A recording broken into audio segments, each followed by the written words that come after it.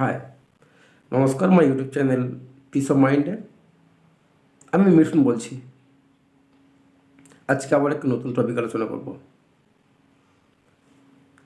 আমার এই টপিকগুলো থেকে তোমরা যেমন জীবনে এগিয়ে চলার জন্য অনেক কিছু শিক্ষা পাবে, ঠিক তেমনই অশান্ত মনে, আমাদের মনে যখন স্থিরতা থাকে না, অস্থির হয়ে যায়, ওই অস্থির মনকে স্থির করার জন্য কিছু শিক্ষণীয় টিপস পাবেন। তো সেই জন্য সবাইকে বলবো, সবাই মনোযোগ দিয়ে শুরু থেকে শেষ পর্যন্ত শুনবেন এবং চ্যানেলটা যদি ভালো লাগে অবশ্যই সাবস্ক্রাইব করবেন আর বেল বটনটা টিপে একটা লাইক ও শেয়ার করবেন। আজকে আবার একটা নতুন টপিক আলোচনা করছি। সময় প্রতিনিয়ত ছুটে চলেছে তার নিজের মতন করে। সময় কারোর জন্য থমকে দাঁড়িয়ে থাকে না। আর এই সময়ের গতিধারার সঙ্গে মিলিয়ে আমাদের জীবনের অবস্থারও পরিবর্তন হয়। আমাদের জীবনের গতিধারাও পরিবর্তন হয়। আমাদের জীবনের কর্মধারাও চালিত হয়। এক কথা বলতে গেলে সময়ের সাথে সাথে অবস্থানও পরিবর্তন হয়। আজকে তুমি যেই অবস্থানে আছো, কালকে সেই অবস্থানে নাও থাকতে পারো। আবার পরশুদিন আবার পরিবর্তন হতে পারে। এটা সম্পূর্ণ তোমার চেষ্টার উপর নির্ভর করবে যে তোমার অবস্থানটা কতটা পরিবর্তন হবে। তোমার নিজস্ব চেষ্টার উপর তুমি তোমার ভাগ্যটাকে পরিবর্তন করতে পারবে। একটা গল্প বলি, তাহলে শোনো। একদা এক সামুদ্রিক জীব বিজ্ঞানী তার ফার্মে একটা বড় ট্যাঙ্কে জল ভরে তা একটা তিমি মাছ রেখে দিয়েছে এবং তিমি মাছ রাখার পর কিছু ছোট ছোট চারা পোনা বা মাছ টাইপের ওর মধ্যে দিয়েছে। তো দেওয়ার পর তিমিটি খুব দ্রুততার সাথে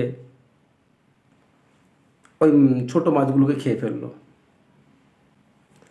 তার কিছু সময় পরে আবার কিছু ছোট চারা মাছ দিল, আবারও তেমনভাবে খেয়ে ফেললো। এরপর ওই বিজ্ঞানীটি কী করলো, ওই ট্যাঙ্কের মাঝ বরাবর একটা শক্ত কাঁচের একটা দেয়াল তুলে দিল, দেয়াল সৃষ্টি করলো, যাতে ওই ট্যাঙ্কটাকে দু পার্টে ভাগ করা যায়। এবং এক পাশে তিমি আছে, অন্য পাশে কিছু ছোটো মাছ ছেড়ে দিল। তো ছোটো মাছ ছেড়ে দেওয়ার পর এবার তিমি যেই ছোটো মাছগুলোকে দেখতে পেয়েছে, যেহেতু কাঁচে এপাশ থেকে ওপাশে সমস্ত কিছু দেখা যায়, তখন তিমি খুব দ্রুততার সাথে ওই মাছগুলোকে অ্যাটাক করতে গেল, ধরতে গেল, খেতে গেল। তো এবার যেহেতু কাঁচের দেয়াল আছে, যতবারই মাছগুলোর দিকে দ্রুত গতিতে এগিয়ে যায়, ততবারই ওই কাঁচের দেয়ালে ধাক্কা লেগে ফিরে আসে।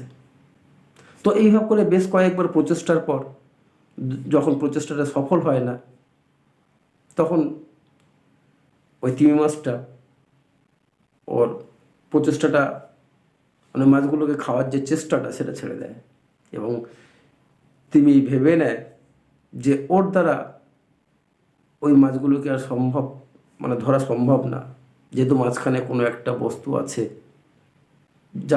যাকে ভেদ করে ওই পারে যাওয়া তার পক্ষে সম্ভব হচ্ছে না।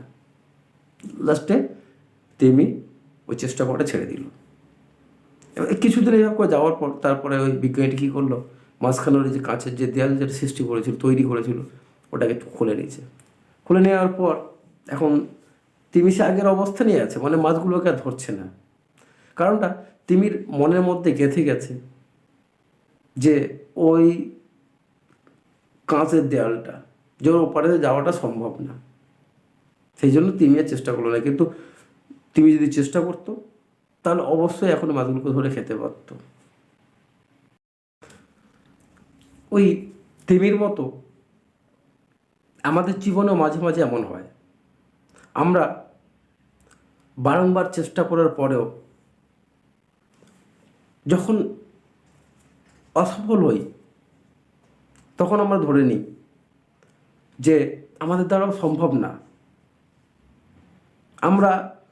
আমার দ্বারা ওই কাজটা উদ্ধার হবে না। কিন্তু এই ভাবনাটা ভাবা ভুল। কারণ বারবার অসফল হচ্ছি বলে হাত গুটিয়ে বসে থাকাটা উচিত না। দেখো, পরিস্থিতি সবসময় বদলায়। হতে পারে যে সময় তুমি অসফল হয়েছিলে ওই সময়টা, ওই কাজটির জন্য তুমি তখন পর্যাপ্ত ছিল না বা উপযোগী ছিলে না, বা তোমার মধ্যে ওই উপযোগী গুণগুলো বা রসদগুলো ছিল না। কিন্তু বারংবার চেষ্টা করার ফলে, বারংবার ব্যর্থ হওয়ার ফলে তুমি এখন উপযোগী হয়ে গেছো। কারণ মানুষ ফেল করলেই তবে শেখে, পাস করলে শেখে না। পাস করলে জাস্ট ডিগ্রি অর্জন হয়, ফেল করলে মানুষ শেখে। পাসের থেকে মানুষ কোনো কিছু শিখতে পারে না। তো সেই জায়গায় দাঁড়িয়ে বারবার অসাফল্য হচ্ছি বলে এক জায়গায় হাত গুটিয়ে বসে থাকার কোনো মানে হয় না।